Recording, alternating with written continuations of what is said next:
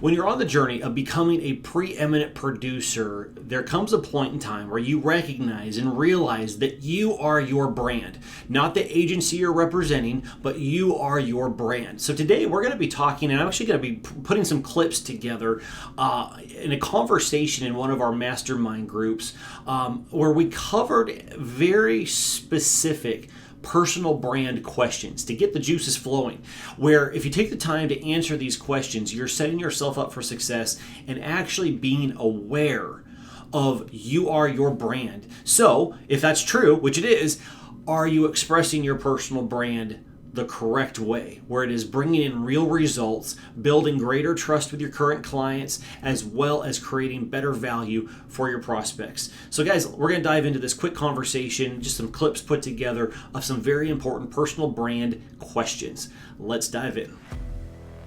Are you a commercial insurance producer struggling to stand out from the competition? Do you find it challenging to grow your book of business and create a fulfilling career? If so, then welcome to the Preeminent Producer Podcast. Each week, we'll be tackling important topics, sharing proven strategies and insights from successful producers that are in the trenches and have traveled the journey to becoming a preeminent producer.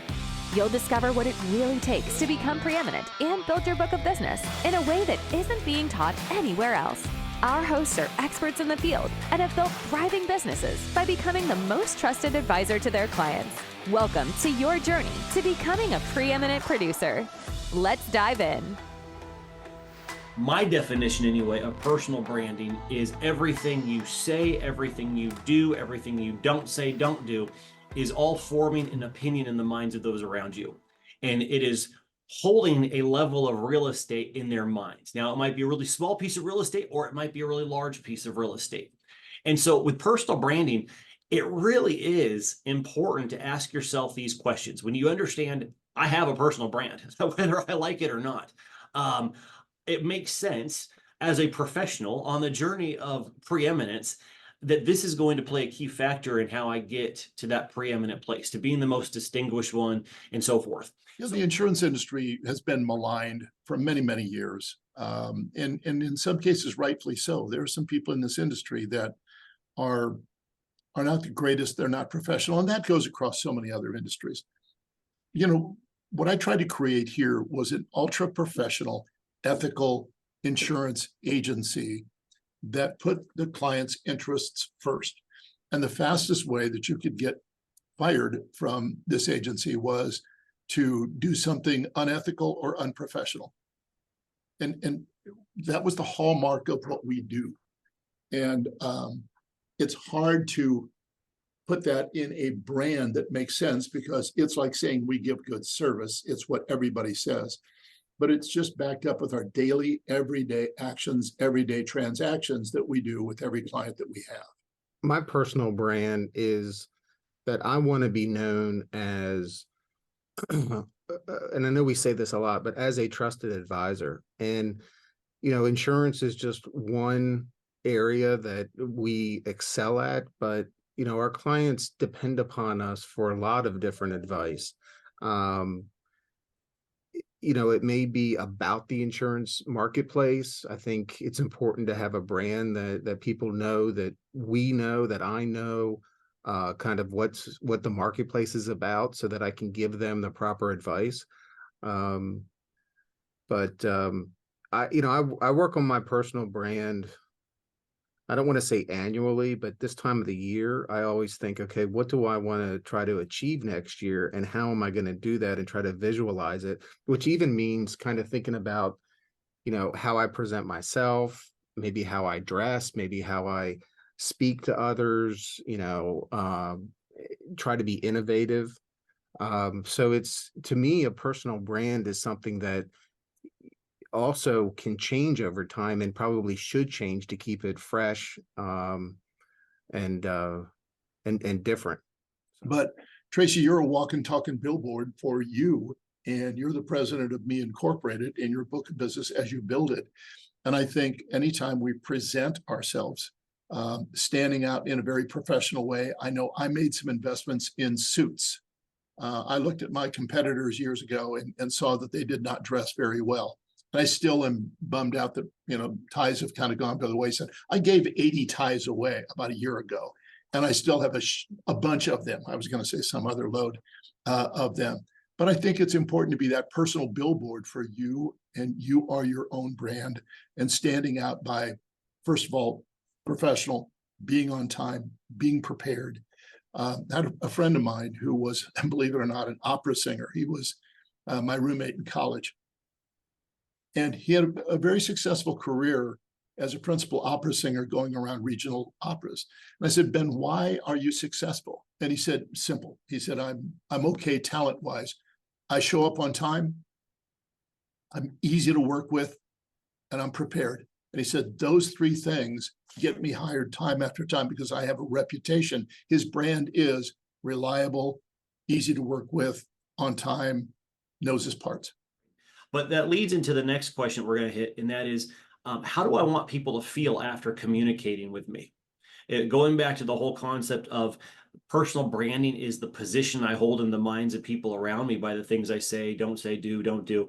How do I want people to feel after they have communicated with me? I mean, there's definitely people that I can think of where you just enjoy talking with these people because of the fact of how good you feel after you talk to them. Whether it's encouraging or motivating or inspiring, or then there's those people you avoid because it's like, oh, they're like a little vampire and they suck all the energy out of you. How do you, when it comes to your personal brand, how do you want people to feel after communicating with you? I want people to like me, and that may sound trite, but they don't have to love me, but I want them to like me as a professional, even in my personal life, but really have an experience with me that I've walked into meeting them. If it's a prospect, I've done my research, so it's not so I'm showing interest in them. But I do, when I leave the meeting, I want them to like me and somehow respect me as an insurance professional. And because I think if obviously the easy answer is if they don't like me, I don't think we're going anywhere. And again, that's one of the benefits of our industry. Surround yourself with people that you like, be it employees and customers. And life isn't easy, but it's a heck of a lot better than being surrounded by people that you don't like and don't like you. Christian, I think you're right on. I know it's not that I'm the only insurance broker in a city of 1 million people. There are a lot of us, and people don't like to do business with people they don't like. And I think that being likable, I think that's it. I think the other thing I try to pride myself on is being simple. In other words, we live in a very complex environment here in the insurance contracts in the insurance industry. I try to use 2-syllable words. I try to use examples that maybe are from their industry or similar to things in their industry, so they get it, and try to have empathy for them in what they're dealing with. So I think all of those things are important. All right, I hope these thoughts were really thought-provoking for you, and I really, truly hope you don't just turn off this podcast and don't think about it again. You have to put in the work. You have to be able to put in the time to really sit yourself down, distraction-free, and write these questions out and write your answers out so you can start getting clear on what am I actually expressing, and do the results that I am currently getting prove that I am expressing the right thing, the value, the feelings. How do people feel after they have a conversation with me? All these things are really important to think about. We've done some deep dives on these topics inside of our Gold coaching program, as well as inside of our Platinum coaching program. And if you would like access to those recordings, as well as an entire year's worth of trainings and recordings, I would recommend and encourage you to check out our Preeminent Producer coaching programs. There's different tiers you can choose from, and we have deep dives into the conversations. If you've enjoyed what you've heard on this podcast, these podcasts are just skimming the surface of the depth and the topics that we dive into inside of the coaching program. So we would love to have you a part of this, and it will only streamline your success as you become a preeminent producer. So guys, until next time, we'll see you in the next episode of the Preeminent Producer. Thanks so much for joining us on this episode of the Preeminent Producer Podcast.